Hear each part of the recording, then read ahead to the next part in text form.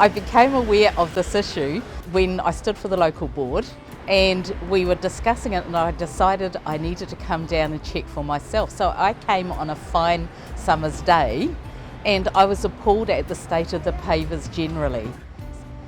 My partner was out walking on the footpaths here one day and slipped, and as a consequence broke a bone in her back.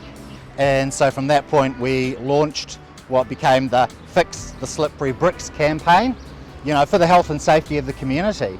We've got stories like the fact that the local rest homes, the elderly from there, don't actually come and shop in Avondale town centre because they are so scared of how dangerous it is. The people that do stay away from it will actually hopefully come back. It's great to finally see this is going to be addressed.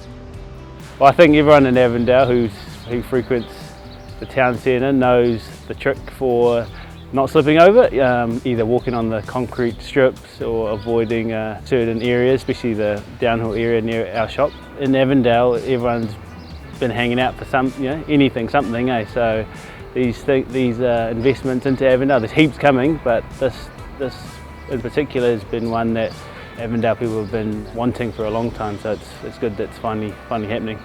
It's one less thing to think about, I guess, when you're walking around slipping over.